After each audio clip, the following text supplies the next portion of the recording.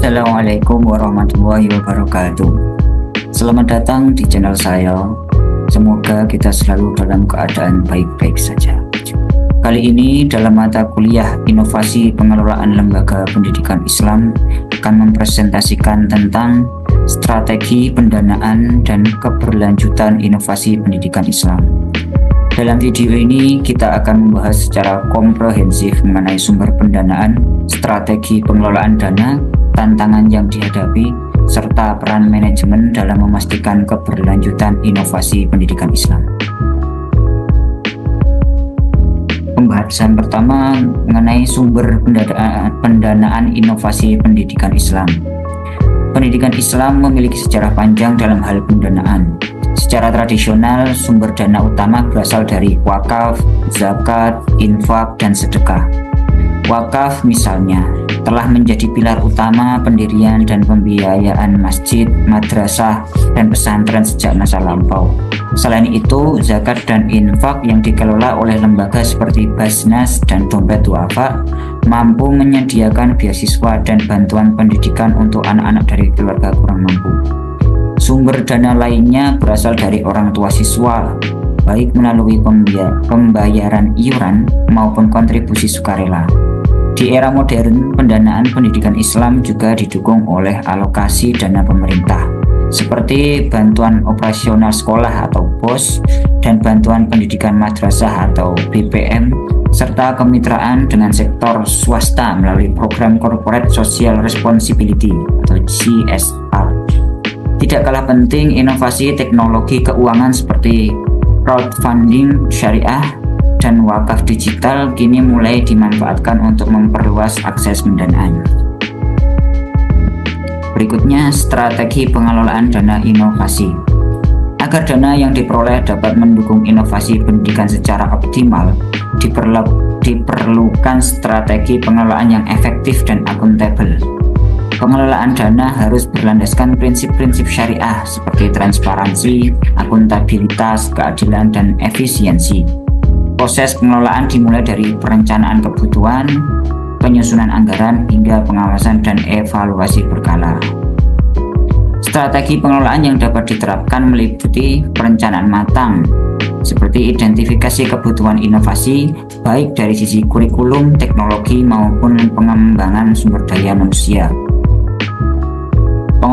Pengorganisasian dana. Alokasi dana secara proporsional dan tepat sasaran. Pelaksanaan anggaran.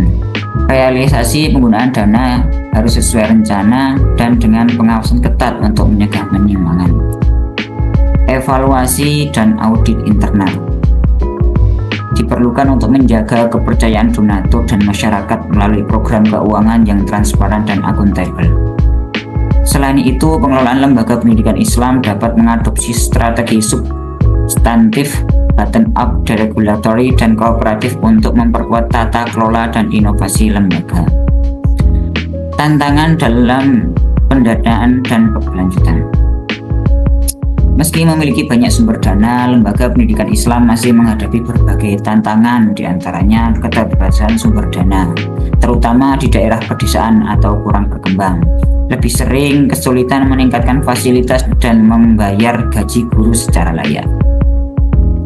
Biaya pendidikan dan aksesibilitas.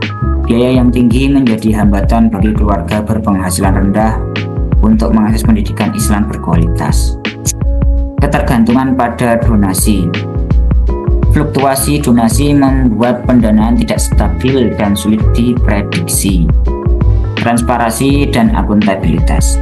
Masih ditemukan kendala dalam pelaporan dan pengelolaan dana yang dapat menurunkan kepercayaan masyarakat. Kemudian tantangan global dan teknologi. Pendidikan Islam juga harus mampu beradaptasi dengan kemajuan teknologi dan perubahan sosial tanpa kehilangan nilai-nilai inti keislaman. Selanjutnya adalah peran manajemen dalam pendanaan dan keberlanjutan. Manajemen yang handal memegang peranan kunci dalam menjamin keberlanjutan inovasi pendidikan Islam. Fungsi-fungsi manajemen perencanaan, pengorganisasian, pelaksanaan, dan pengawasan harus dijalankan secara konsisten dan terpadu.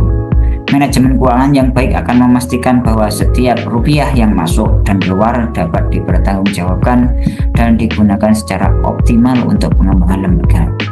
Upaya lain yang penting adalah pembinaan sumber daya manusia, peningkatan kualitas guru, serta pemanfaatan teknologi untuk memperluas jejaring dan kolaborasi. Dengan demikian, lembaga pendidikan Islam dapat terus berinovasi, meningkatkan kualitas layanan, dan tetap relevan di tengah tantangan zaman.